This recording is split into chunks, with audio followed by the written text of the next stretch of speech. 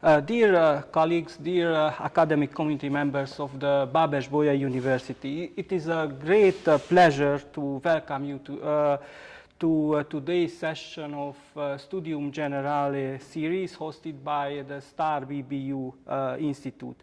Today we travel into the microscopic universe of particle physics, a field that challenges our understanding of the fundamental concepts of matter and their interactions.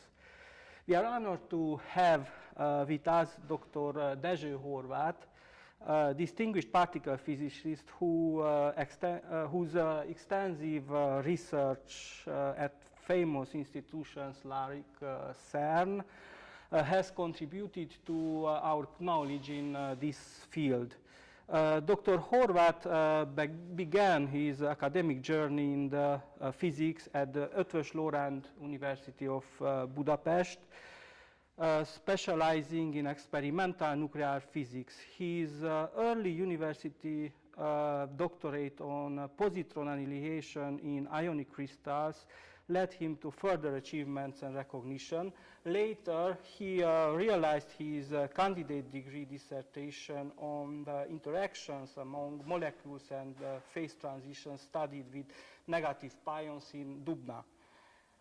Dr. Horváth defended his academic PhD on the formation, decay, and material science applications of exotic atoms in 1987. His career has been marked by a significant international experience, spending over 22 years abroad, including time at Dubna and Leningrad, as well as the Triumph and Brookhaven accelerators. Dr. Horváth has been deeply involved in high-energy physics collaborations at CERN's LEP and LHC accelerators, I have to note that since 2022, he is a researcher of the STAR BBU Institute too. Today's presentation, titled Particles and Antiparticles, Test of the CPT Invariance, explores the fundamental symmetries of nature and their implications for our understanding of the universe. Dr. Horváth will discuss how recent experiments at CERN's antiproton facility are crucial for investigating this phenomenon, testing the limits of the standard model. Dr. Horváth, Dezső, thank you very much for joining us today at the Taylor's Bastion of Cluj, and we are looking forward to your presentation. Thank you for the introduction. Ladies and gentlemen, it's a great honor for me to be able to present this talk on particles and antiparticles, tests of the CPT invariance. So, first of all, I introduce the concept of antimatter and the question of its legs in the universe. Then, I shall speak about the CPT invariance principle. That is a symmetric principle establishing matter-antimatter symmetry. Now, the theory of particle physics, which is called the Standard Model, treats antiparticles in a very strange way, which I shall introduce. The question is whether really charges make the difference between particles and antiparticles, and I shall discuss the CERN experiments which try to explore these differences or establish. With Zoltán Tócsányi, we published on the theoretical problems a paper a year ago. So, how antimatter was produced? Antimatter was produced on a piece of paper, actually. Paul Dirac decided to write a nicer equation than the Schrödinger equation of quantum mechanics for the electron with a spin. And for that, first he produced a squared equation, and then he made a square root of it and got two solutions: the ordinary electron with a positive mass and negative charge, and a very strange particle, a positive charged anti-electron with negative masses. Of course, negative mass cannot exist. So Dirac thought that this means a lack of electron in the vacuum. But then, only 4 years later, Carl Anderson found a real existing positive electron in cosmic rays. So it turned out that the antiparticles really exist, real existing particle, and it is called positron now, the antiparticle of the electron. Nobel Prize, Dirac got interesting thing that he got it together with Schrödinger, the Nobel Prize, although he tried to discard the Schrödinger equation in 1933, and Anderson got it also for the discovery of the positron in 1936. It's very interesting what Richard Feynman told about all this. He says, when I was a young man, Dirac was my hero. He made a breakthrough, a new method of doing physics. He had the courage to simply guess at the form of a new equation and try to interpret it afterwards. So, but Feynman did something else. He introduced the Feynman diagrams, which are graphical equations. These are really equations of physics in a graphic way. And he followed, in 1949, he followed the Stuckelberg idea of having antiparticles treated mathematically as particles going backwards in space-time.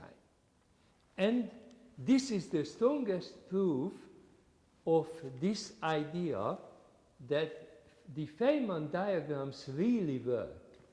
An example, the so-called Compton scattering is a microscopic reaction when an electron absorbs a photon, goes on, according to the Feynman diagram, goes on with an increased virtual state, increased momentum, and then emits another photon with a k prime momentum. And of course, its momentum also changes. Now, of course, according to particle physics, as the intermediate state between the two interactions is virtual, it is possible that the electron first emits the k prime photon and then absorbs the original k, a photon with a momentum k. Now, this is the great advantage of the Feynman diagram technique. These Feynman diagrams can be crossed, rotated. And then, if we rotate it by 90 degrees, we get exactly the positron-electron annihilation reaction. So, in the Feynman language, when an electron and a positron meet, interact, and annihilate by emitting two photons, it is described as if an electron came in, emitted a photon, then emit another photon, and goes back in space-time as a positron. So the basic idea is that an antiparticle can be treated as a real existing particle going backwards in space-time. And it works. This technique works at any precision what we can measure. So that's the strongest proof of the equivalence of particles and antiparticles. So what is this so-called CPT invariance principle? If we conjugate the charge of the particle, of a particle P, then that means that we make out of it an antiparticle. If we reflect the space, then we turn around the R space coordinates, and if we reflect the time t, then we turn around the time. The latter, the last one, time conjugation, is complicated because the equations, the physics equations, contain the energy in the form of exponential, this doesn't work as a pointer, as an exponential minus I E t, and E is the energy and T is the time. When we change the time direction, that means that we would change the direction of energy as well, and that's impossible because energy has to be positive. That means that we have to apply a complex conjugation when we change the time to restore the proper sign of energy. Okay, so a basic assumption of field theory is that when we apply all three, C, P, and T, on a particle, P particle with the coordinates R and time t, then that state becomes an antiparticle with coordinates minus R minus t, and all the measurable quantities will stay the same. So we don't change the real measurable physics behind it. That's the CPT invariance. And its consequence is that a free antiparticle can be treated as a particle going backwards in space-time. Now, this is a very basic principle of physics. Giving it up has dire consequences. For instance, it would mean giving up the locality of the interaction, which means causality, or giving up unitarity, which is the conservation of information, energy, mass, and so on, or Lorentz invariance, which means the equivalence of moving coordinate systems. Okay, a physical reaction cannot depend on which coordinate system is used to describe it. It can move. That's Lorentz invariance. Okay, so what does CPT really state? It means equivalence of free particles and antiparticles. What about interactions? Gravity is okay, as we state that, and it is measured also, that particles and antiparticles have the same mass. A strong interaction is okay. Why? Because the strong interaction source is the color charge, and colors and anti-colors attract each other exactly the same way. So there is no difference from the CPT invariance. Electromagnetism is a bit confused because you know that positive charges repulse each other. That's the only repulsive basic interaction we know. Otherwise, all other basic interactions are attractions. But negative charges repulse each other exactly the same way as positive charges. So for the electromagnetism, CPT is still okay. Weak interaction is problematic, as usual. Now, obviously, C is the key transformation between particles and antiparticles. Now, what are these antiparticles? They are basic matter particles of our nature are fermions, called fermions, and they this table shows all the basic fermions we have in nature. Actually, that's not quite right. all the basic fermions of the standard model of particle physics. I shall speak about extensions which include more particles.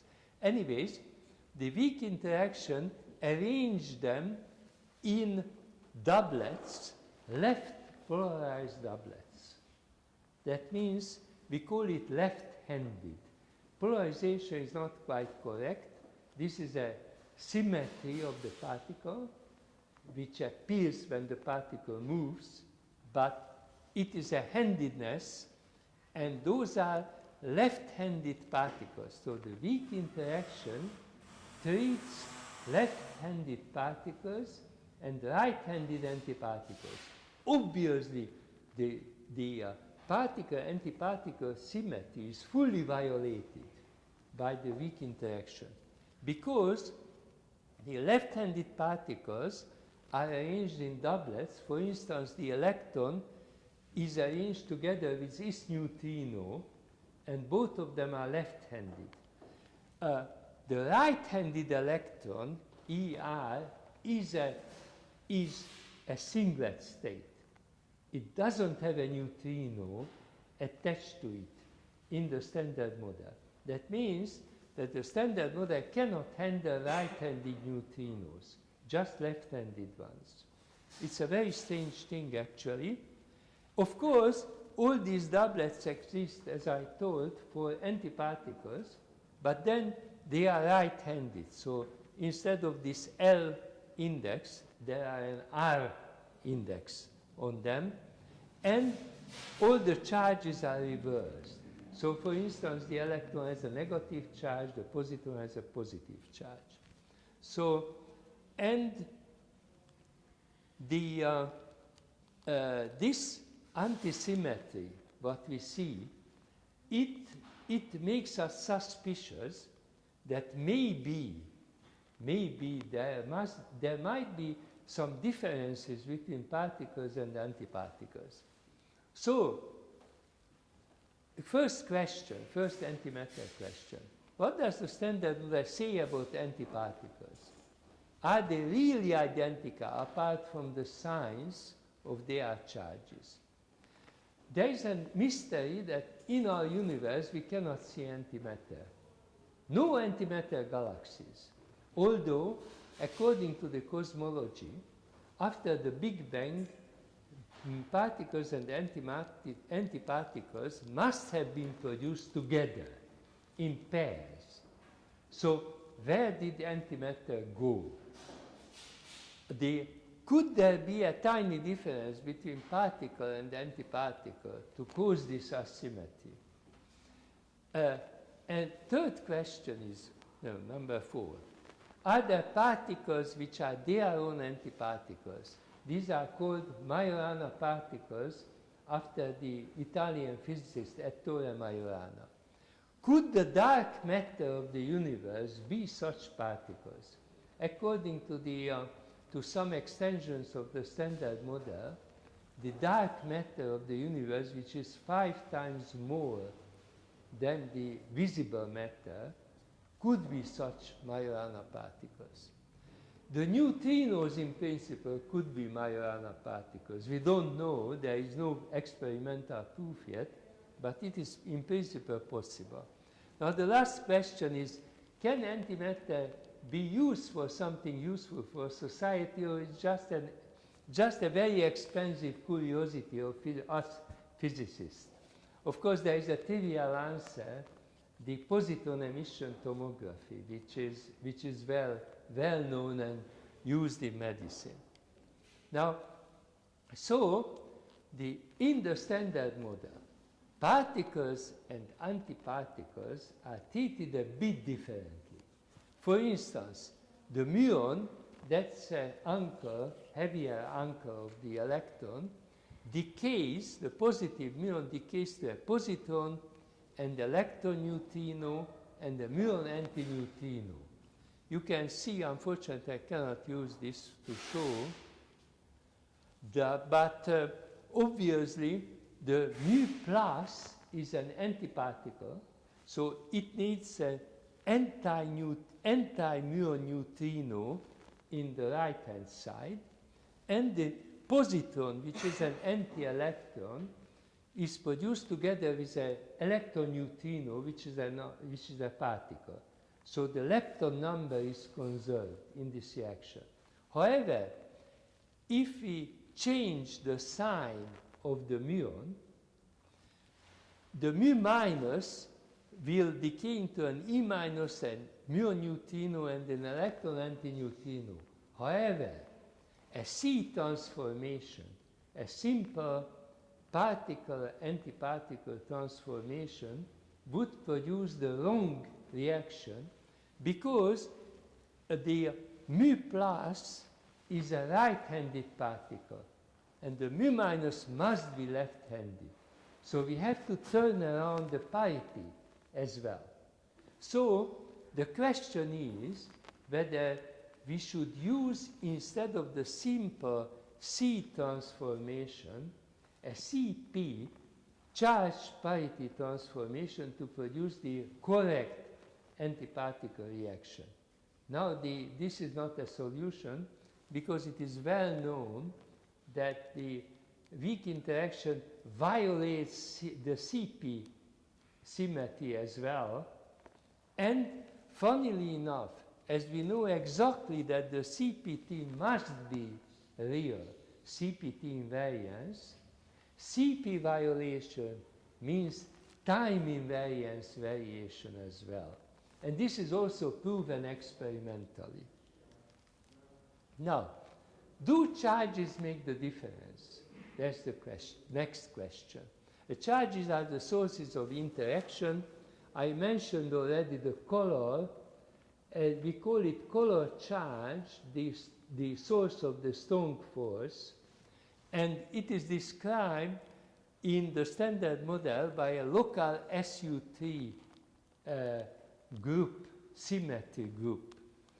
The weak interactions source is the so-called weak isospin. These doublets, which I have shown before in the fermion doublets, are weak isospin doublets. So apparently this T weak isospin is the source of the weak interaction. And it is described another symmetry group, SU2 left-handed symmetry group. The weak hypercharge is the source of the neutral weak and the electromagnetic interaction together. And that is described by a so-called U1 group. Actually, SU3 means the group of the 3 by 3 unitary matrices.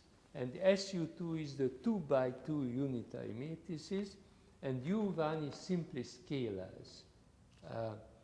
Now, these charges, all interactions involve charges. For instance, the electron, it has non-zero eigenvalues of the following charge operators.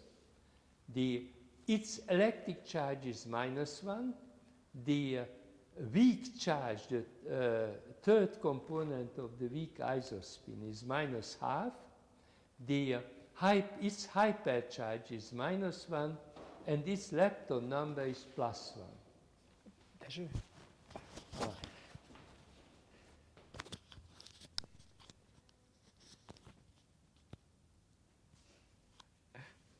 Better this way. Okay. So, and of course the electron has 0 values, 0 charges, baryon charges, color charge, or quark flavor. That's the type of quark, which of course is not related to the electron. Now, what is really the charge? That's the next question. It is a parameter coupling of a particle to an an external field.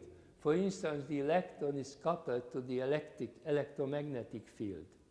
The electron charge So the electron charge is the interaction strength of the field. It cannot be an intrinsic quantum number. Why? Because, for instance, if we study how much energy the electron carries if it carries the charge, then you cannot stuff it into such a small volume. It is well known the so-called classical electron radius you need to contain the electron charge energy, which is very big, much bigger, even bigger than the proton, although we know experimentally that the electron is point-like. This is an experimental fact that its size, its diameter, is less than 10 to minus 18 meters. That's the sensitivity of present-day measurements. Now, it's quite interesting, the single electron interference. This is the so-called double slit measurement. There are two slits, two holes. The one electron goes through both of them as a wave. Now, one could question, where does the charge go? It's of course a ridiculous question. It goes together with the electron because the electron is just couples to the external field, and that is called charge. Okay. Now, how to test this equivalence principle, the CPT equivalence? Of course, we have to compare free particles with free antiparticles. There is a very precise measurement. There is a meson called kaon, and the neutral kaon and neutral anti-kaon, a mass difference divided by the average mass is less than 10 to minus 18. That's a very, very sensitive measurement. However, what we are interested in our mass, and our mass is practically the proton and neutron mass, and so the idea is to compare the properties of protons and antiprotons. Antineutrons would be very nice, but we cannot handle that. So that's an experimental fact. But we can handle the antiproton. Also, from the antiproton, we can produce an atom called antihydrogen, or the hydrogen consists of a proton and an electron. Antihydrogen is produced by the bound state of an antiproton with a positron. And this is what is done at CERN. CERN has a huge experimental accelerator complex where huge accelerators pass mostly protons and heavy ions to each other. And of course, there is a 27-kilometer long ring, the Large Hadron Collider ring. But what we are at the moment interested in, this little spot there, the AD, the antiproton decelerator, where we study antiproton properties. So in 1992, the 5 of us at CERN submitted a feasibility study to CERN stating that antihydrogen atoms can be produced, they can be trapped, and they can be studied very, very precisely by studying a special transition, a 1s, so-called 1s-2s transition with two counter-propagating laser photons, and compare this transition frequency with the same in ordinary hydrogen. And that's so far the best and most sensitive test of CPT invariance. CERN accepted it, and they built the so-called antiproton decelerator in 1999. But before that, there was an experiment at CERN at the low energy antiproton ring where they crossed relativistic, very high energy antiprotons with xenon jets, xenon gas, where the high energy antiproton produced electromagnetic reaction, the electron-positron pairs, and with some very low probability picked up the relativistic positron. They did it for 2 weeks and managed to make 9 pieces of anti-hydrogen atoms. How can it be checked? They did it in a ring, in an electromagnetic ring, where the charged particles bent around and neutral particles could go out to another straight beam pipe, and at the end of this beam pipe there was a detector system which detected positron annihilation and antiproton annihilation together. So this was the proof that really anti-hydrogen atoms were produced. But these anti-hydrogen atoms were relativistic, so they are not very good for doing anything else except detecting them. It is very funny that originally this experiment was proposed at Fermilab years before, many years before, but Fermilab at the Tevatron accelerator, it had such a low priority that they didn't do it. So after CERN managed to do it in 1996, they also allowed the original proposal to be done at Fermilab as well.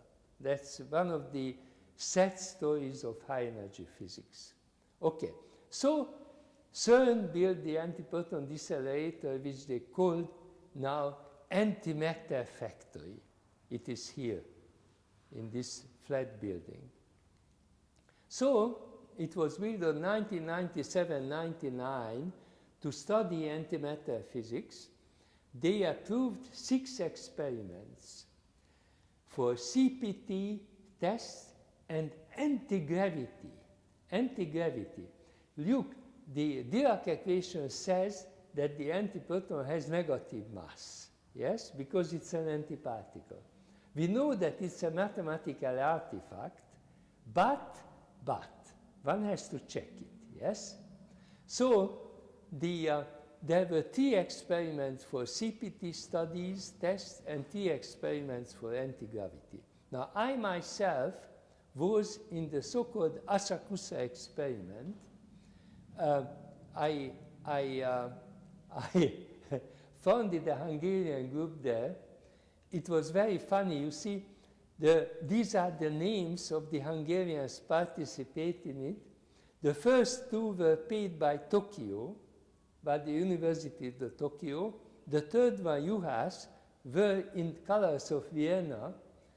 Anna Sótér was Munich, and only myself represented Budapest and Debrecen there.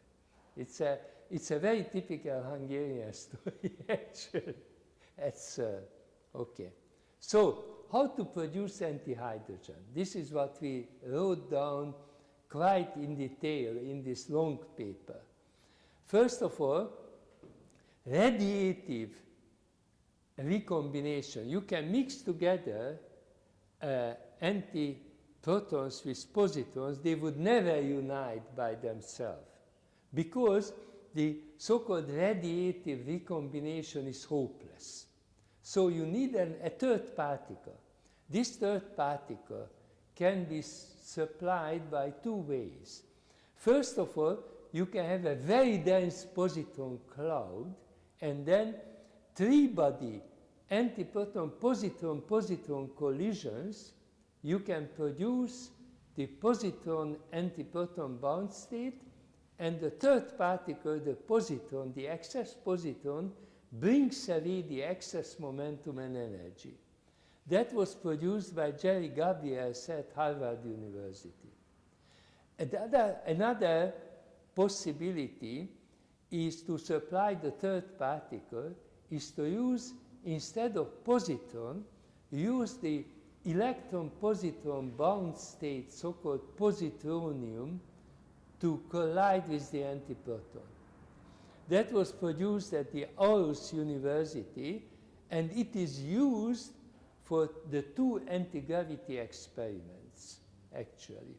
They have proven already that it works. So they produce positronium atoms, they excite positronium, and then they have the excited positronium to collide with a dense cloud of antiprotons, and really they produce antihydrogen. The advantage of this one, this latter one, that it produces the antihydrogen atoms in ground state practically. That three-body system, three-body collision, produces very highly excited antihydrogen atoms. So, it's very interesting. As I told, there are 6 experiments at the antiproton decelerator. Everything was done by one of them, the alpha experiment. It's amazing, actually. They were quite new experiments, but they did everything possible first. First of all, they were the first to produce cold trapped antihydrogen atoms. They captured, this was the first experiment they did, they captured 90,000 antiprotons, mixed it with 3 million positrons, produced 50,000 highly excited antihydrogen atoms. They removed the charged particles, and they managed to trap 20 antihydrogen atoms out of the 50,000 at the temperature of half Kelvin, half a degree above the absolute zero. Now, it was a long discussion how to make sure that after the three-body collision, when the antihydrogen atoms are produced in highly excited state, how to bring it down into the 1s state to make this 1s, 2s study. Now, the alpha experiment did it very simply, they just wait. Once they demonstrated that they can wait, they kept antihydrogen atoms trapped for 60 hours, actually. 60 hours. It's very simple. They have a detection system. They can tell from the radiation which comes out where the antihydrogen and when the antihydrogen atom annihilated. And they just kept it, and when they dropped the magnetic field, the antihydrogen annihilated. Now, they calculated and proven that it is enough to keep it for 10 seconds to bring it down to ground state. It will just decay, the highly excited antihydrogen atom. Now, what they did, they immediately managed to measure the hyperfine splitting on antihydrogen as soon as they produced it. Then they measured the antihydrogen's charge. The neutrality of matter is one of the best known things in physics. That means that the proton and the electron has exactly the same charge except for the sign. Yes, so they compensate each other. Now the question is whether is it true for the antiproton and the positron as well? What they did, they kept antihydrogen atoms at very low temperature in an electromagnetic trap in magnetic field, and they kicked it with relatively small 100-volt pulses. And they calculated if it is kicked by 84,900 times, then they must have enough energy to leave the trap and annihilate. It's a very funny experiment. Of course, they didn't annihilate there, so they got the result that the charge of anti-hydrogen atom, is less than 0.7 times 10 to minus 9 units, electron charge units. This experiment was done in 2016. Now the big thing was the 2s-1s transition. So as I say, the alpha experiment did absolutely everything there. For instance, the Harvard experiment, when the alpha experiment managed to make this measurement, then the other experiment which wanted to do it just left CERN. They gave up. So they did the following. They kept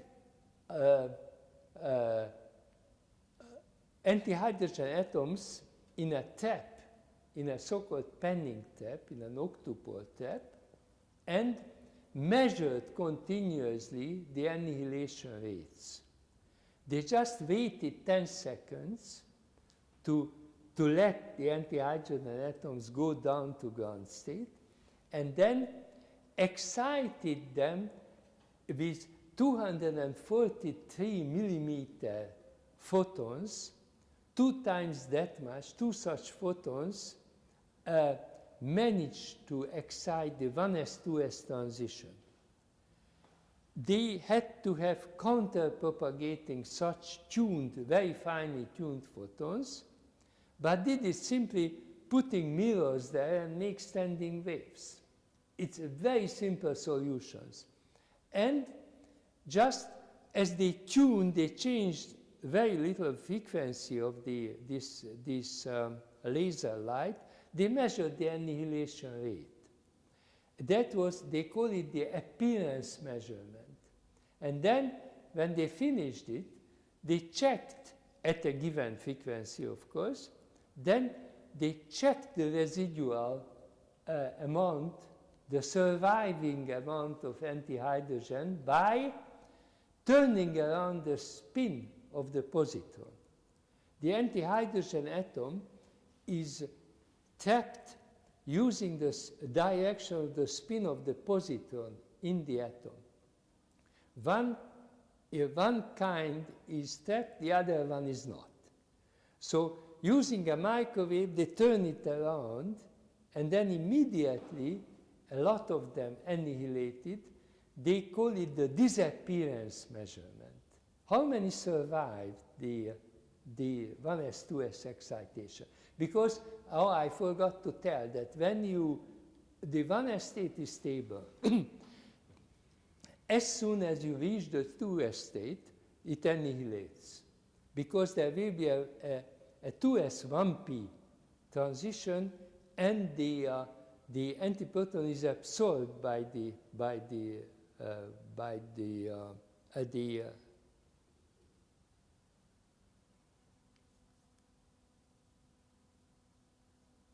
why does it annihilate? So the 2s state annihilates. It is not stable. It annihilates. Because it is not tapped anymore. That's the solution. Okay. So, and then they flush the tap by dropping the magnetic field. So it is a 3-step. For each laser frequency, they have 3 such steps.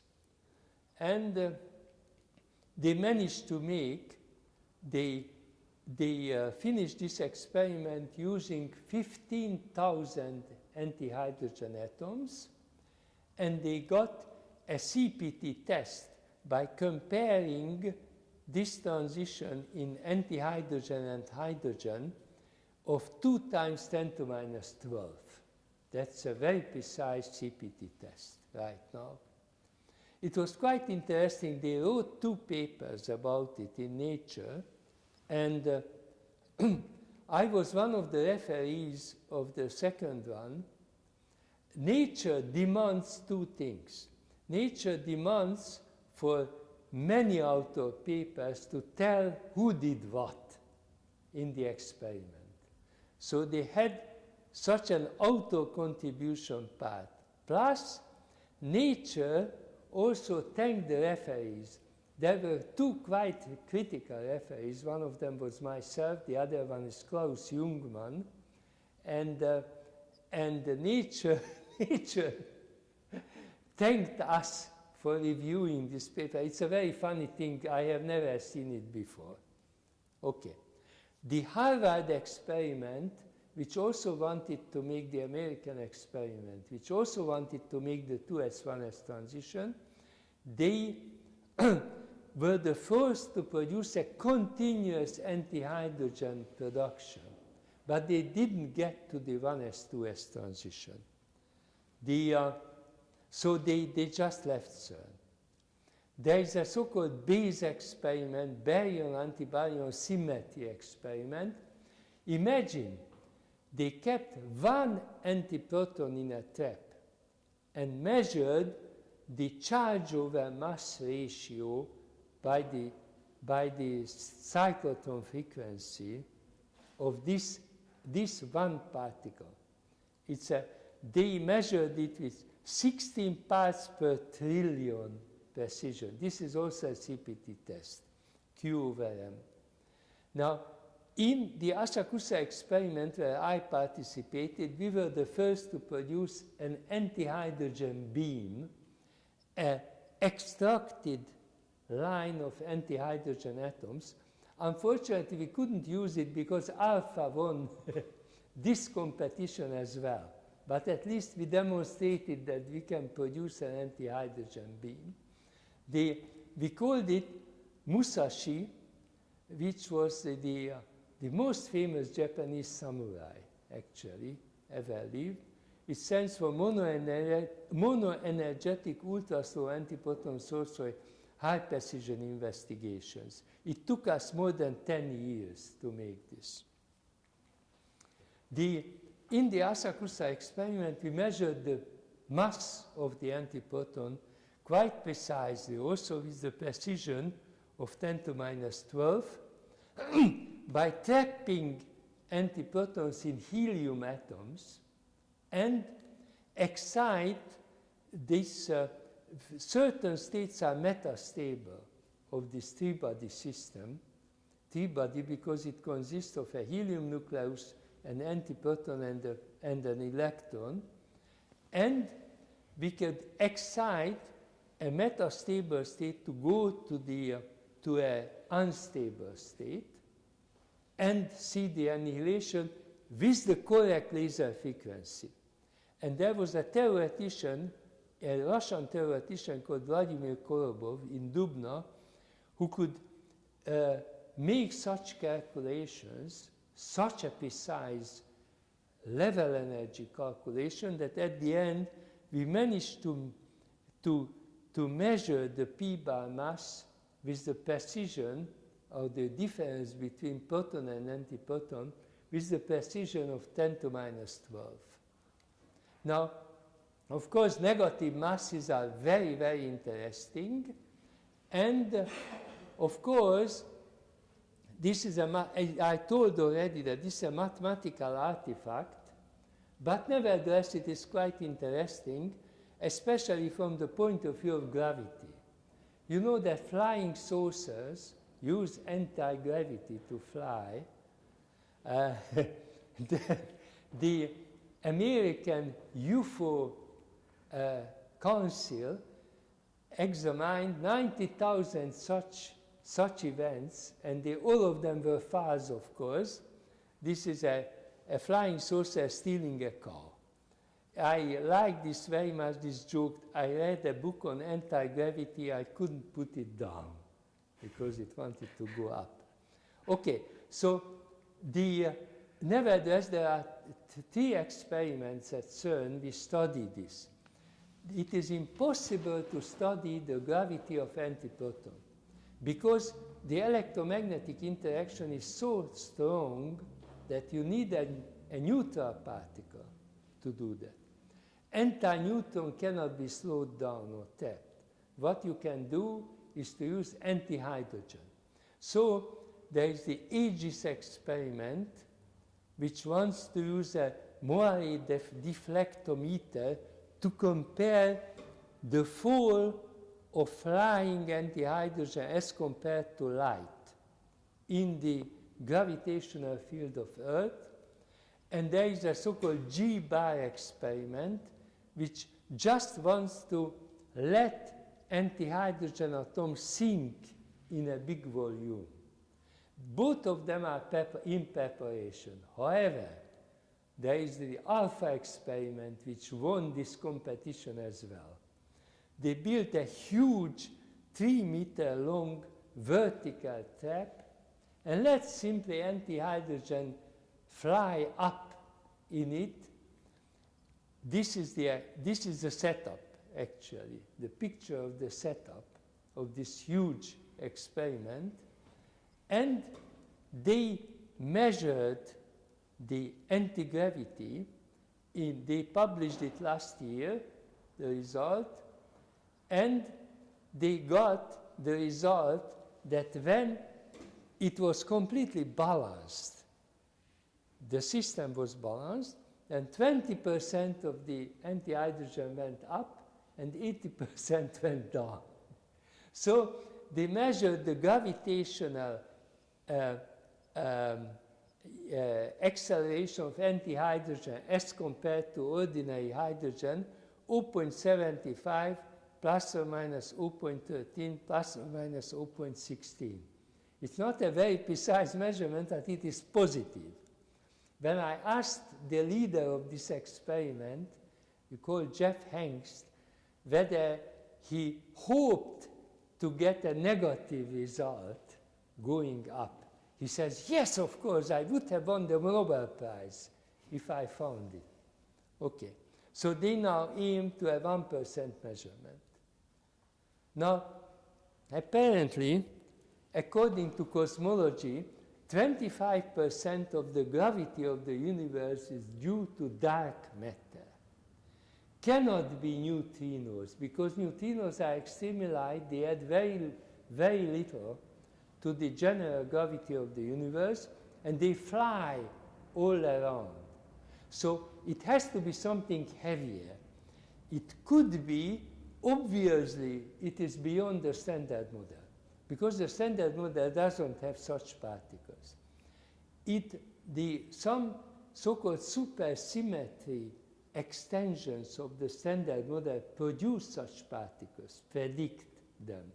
Unfortunately, we cannot find them yet. Also, sterile neutrinos. So, if those right-handed neutrinos, which could exist, but so far we couldn't see them, but they don't have, we call them sterile, because they don't have charged leptons attached to them, so they are not paired, they are alone. They could be, but again, this is a question we don't know. We are looking for these dark matter particles at the large accelerators, but so far couldn't find them. Now, of course, the last question is relative to the antimatter in the universe. We don't know how is it produced. According to the calculation, it is enough if 6 times 10 to minus 10 parts of the more particles were produced after the Big Bang than antiparticles to produce the visible matter of our universe. We don't know. But so far, we couldn't find any signal of violating the CPT invariance, between the properties of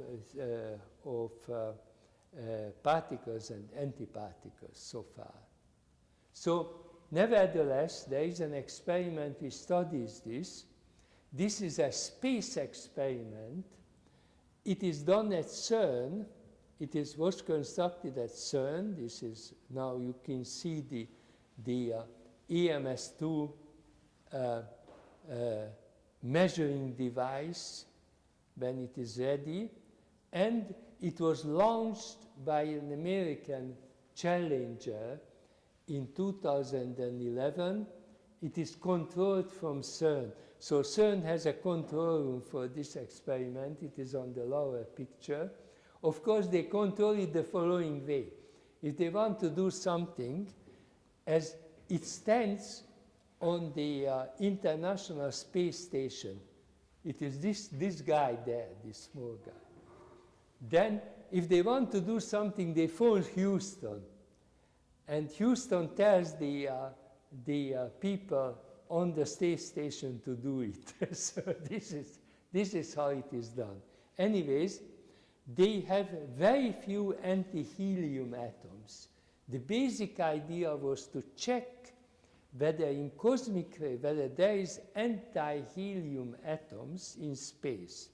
We know in cosmology that 75% of the visible mass of the universe is hydrogen and 25% is helium. All this matter is produced in star explosions, actually. So we are star powder, as we call it, but so 25% helium.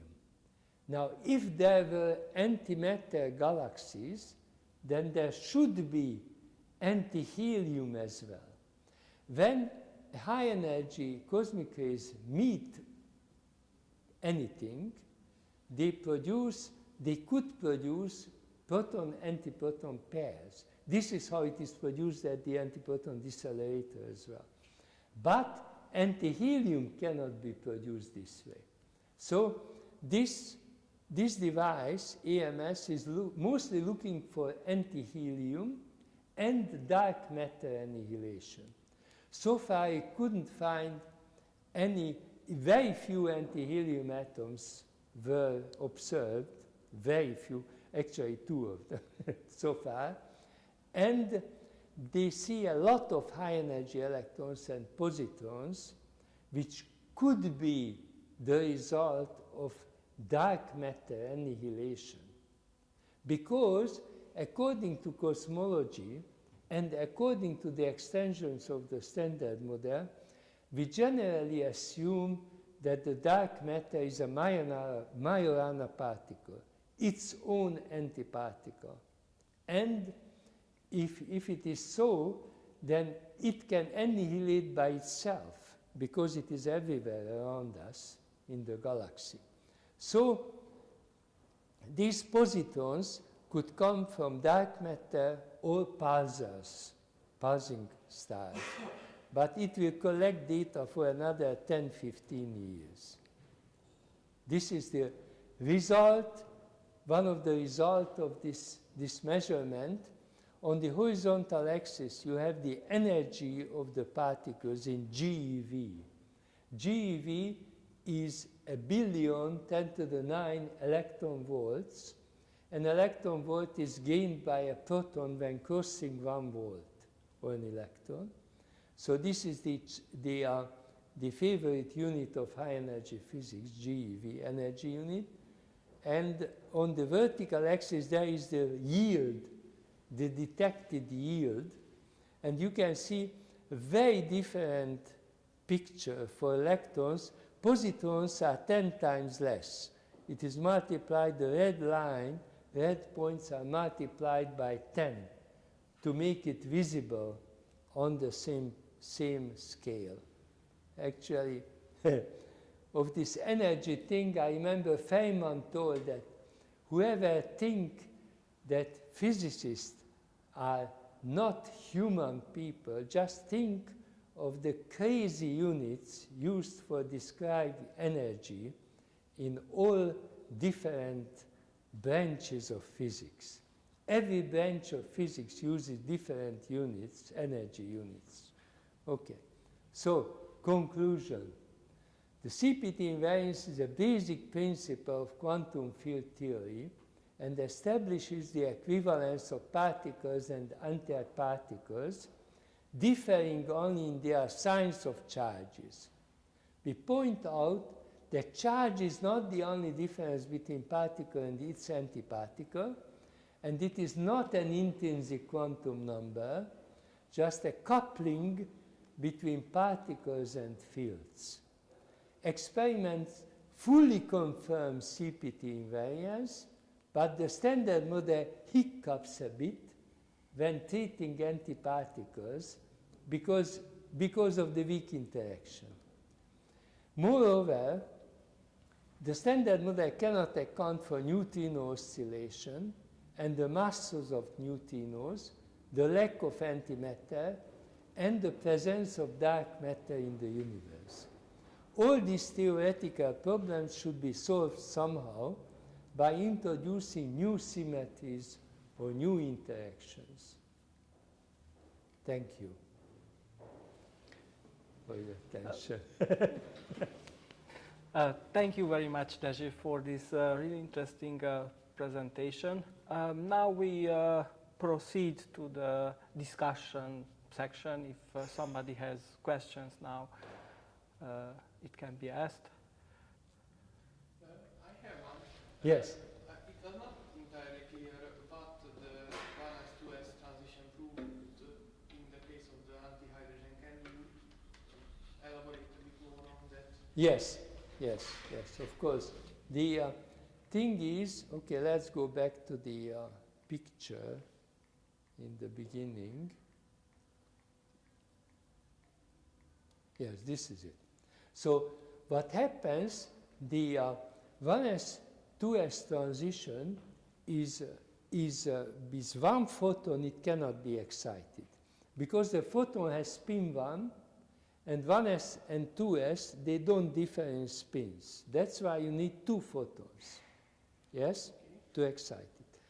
If these photons are counter-propagating, then the longitudinal movement of the atom in the trap doesn't ruin, doesn't broaden the transition. So that's why you can make such a very precise measurement with in the case of the 1s 2s transition. So you need, for the transition you need two photons. Two photons. And the counter propagation. direction ensures that the movement doesn't. Yes, yes, exactly.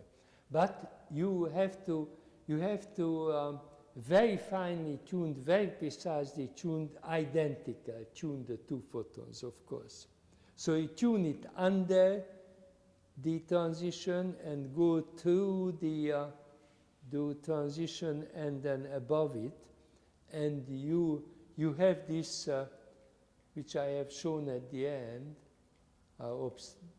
You will have this curve, where in the middle there is the nominal frequency, excitation frequency for hydrogen, and you change a little bit, but only in very little, because it is an extremely sharp transition, extremely sharp. Why is it sharp? Because it has a very long natural lifetime. So natural width of this 1s 2s transition is extremely narrow. So the energy uncertainty is very low. Yes, yes. So, and it's interesting how similar are the appearance and disappearance measurement.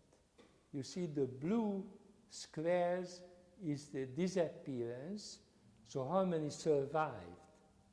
And the red circle is the appearance, that how many decayed as a result of this excitation. Okay. My question would be a question like the positron is the antiparticle of the electron. Yes. And how is that consistent then with the Dirac equation, which predicts negative mass, and the positron doesn't have a negative mass? No, but as I say, it's a mathematical artifact, the negative mass. I used to say to my students that this is how it works, but it's just mathematics. You see, this is how we describe this is how Dirac managed to put it into the equation, using a negative mass. And as I say, Feynman just went around it and turned it around and made the mass positive, but the direction in space-time negative, using CPT invariance. It's an amazing thing, actually, that it works, yes? But it works. So apparently, the Dirac equation is correct. The Feynman approach to this problem also correct. And it describes the experiment, so it works. But we should not think that the positron really has a negative mass. We just write it this way into the equation. You mentioned parity and handedness. Yes. And you mentioned about the right-handed electron. Yes. Is that a thing? Yes, yes. Just imagine, you produce in a beta decay, you can produce, because it's weak interaction, you can produce only left-handed electrons. If you put it into a magnetic field, you can turn around its spin, and it will be a right-handed electron. And it will be still the same particle, yes? But it cannot participate in weak interaction. So, again, it's not an intrinsic property. No, it's not.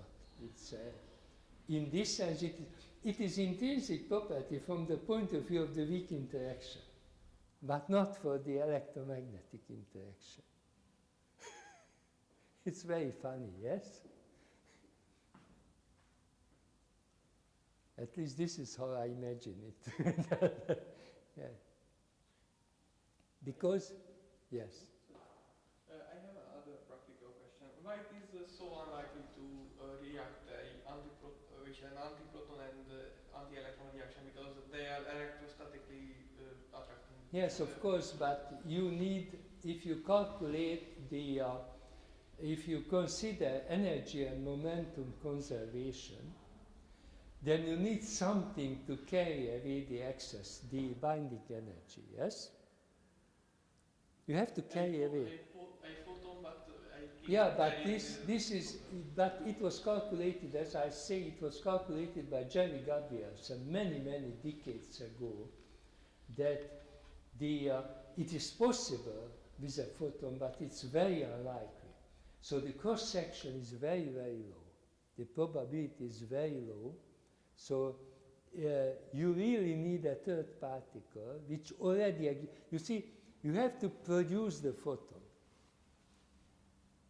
You don't have to produce the third particle. It is just there. It can scatter away and bring away the excess momentum and energy. Okay, this is just words, of course, but there is mathematics behind it. And as I say, this guy calculated it, and it is fully approved. So far, almost every ED experiment using this three-particle collision, so positron, positron, antiproton, because it's very, very prolific. It really produces a lot of antihydrogen atom in a highly excited state. I'm also very interested in this time reversal thing. Yes. Yes, it's so counterintuitive. Maybe locally you can play around with the minus t, but if you extrapolate that time for large times, the macroscopic time, the particle will not go into the past. Of course not. Of course not. Of course not. How's interpretation? But you don't have to. It doesn't have to. It is again mathematics. So you put in. It is just how you treat the antiparticle in an equation. You see.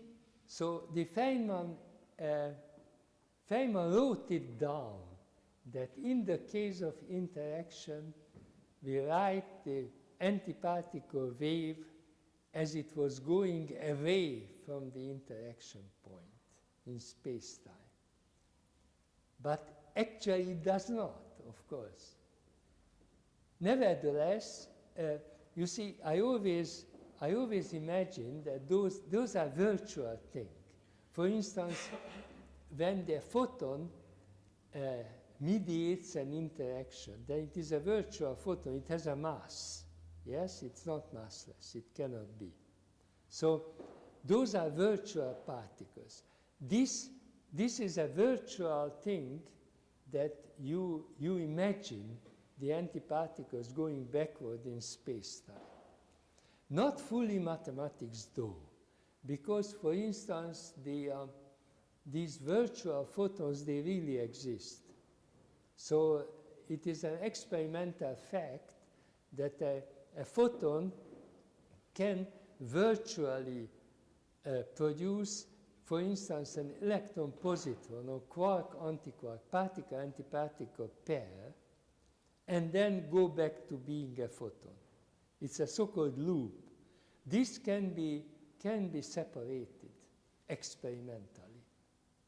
So we see many such events at the Large Electron-Positron Collider when an electron and a positron at very high energy fly close to each other, exchange photons, and other particles are produced from these loops. Because there was one of the photons is converted into a virtual particle-antiparticle loop. Those are charged particles, and the other photon can kick it out and separate them. Now, anyways, it is. But the answer to the question is that that's mathematics. That's how we treat it mathematically.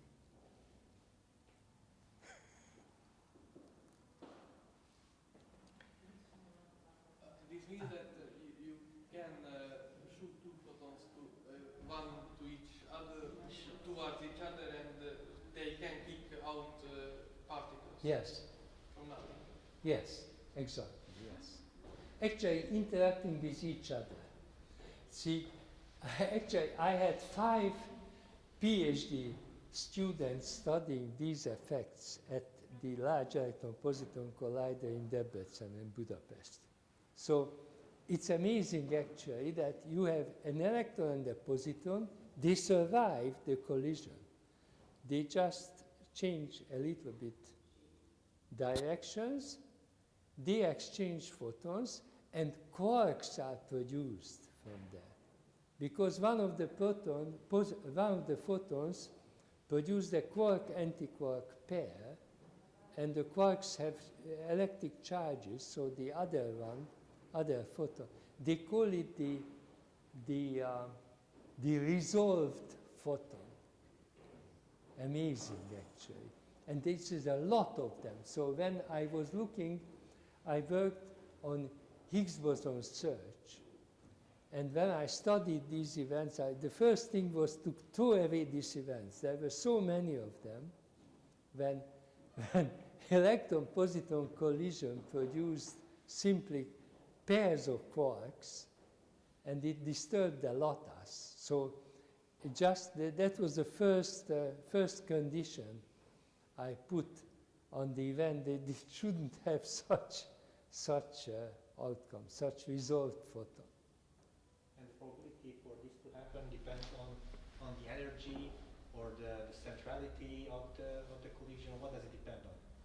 Oh, it's just okay. It just have to be close enough. That's it. And of course, very high energy. So it was 200 GeV, the collision energy, when we did it. These studies. We were looking for the Higgs boson, but the energy was not enough to produce it. So we just let it run for 2 years and then stopped it, because we couldn't find the Higgs boson. Higgs boson was found at much higher energies at the LHC.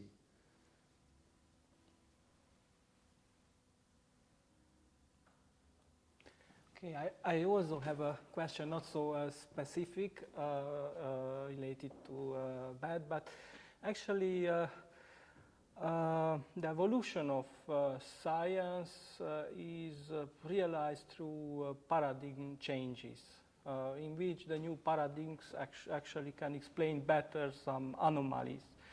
Now, what is your opinion related to the particle physics? How far we are from a change in I don't know what do you mean by what do you consider to be paradigm change? Actually, what Feynman did, that was the change of, that was a real paradigm change, you are right. I don't know whether we have anything comparable now. I don't think so, not in particle physics. Mm-hmm. So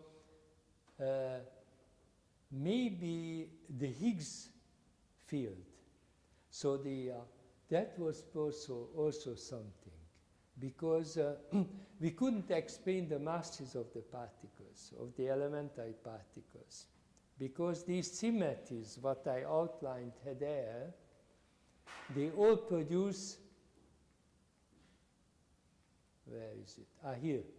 All these symmetry principles, local symmetries, produce massless particles. In order to produce mass, you have to violate it. That's also a paradigm change, of course, you are right. So, in order to produce masses, you have to have some symmetry violation.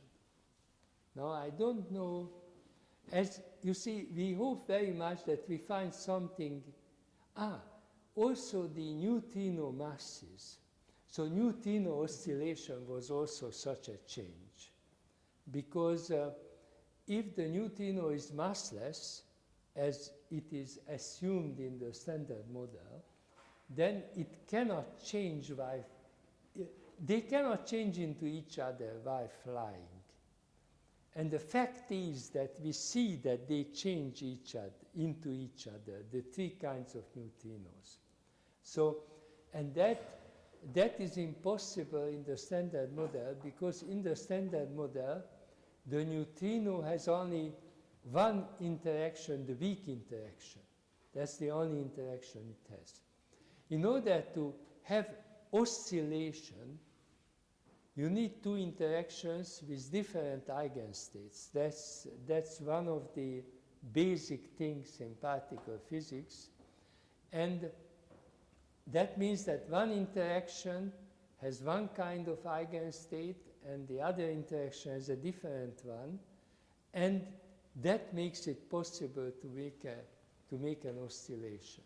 So there should be another interaction for the neutrino in order to oscillate. That could be, if we found that, actually Zoltán Tócsányi, my friend, is working on this topic. Try to find another interaction for the neutrinos. So that could be a paradigm change. Okay, so maybe we are living right now between a lot of changes, and I think the future will decide which would be considered later. So maybe that is why the question cannot be answered by right. Okay, and I also have another question. I hope that we also have some students who are looking at our YouTube transmission. And my question is, what advice would you give for a student who, I don't know, decides to have a career in particle physics? What to do, what to study? Yeah, but of course, you better join a particle physicist group to do that. It could be a theoretical group or an experimental group. And in Europe, this is obviously, more or less obviously, CERN if you want to make experiments. So, and CERN is huge. There are 17,000 people working for CERN and at CERN. So and we welcome everybody who wants to join us. And I know at least a dozen young people who made a PhD in high-energy particle physics at CERN, and now they work for banks because we use a lot of computing and simulations and such stuff, which are very useful later on for other branches of the society, not only for science. So it is actually a useful thing to learn.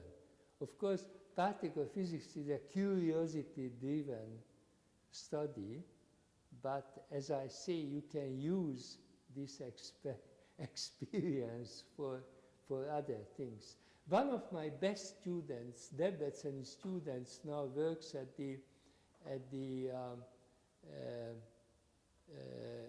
one of the clinics as a physicist for radiotherapy, for instance.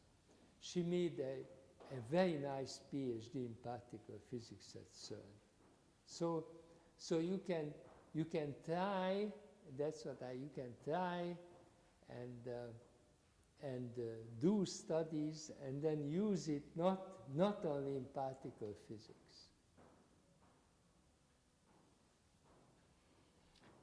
Okay, thank you very much, Dezső, for this really fascinating presentation, and thank you very much for all of the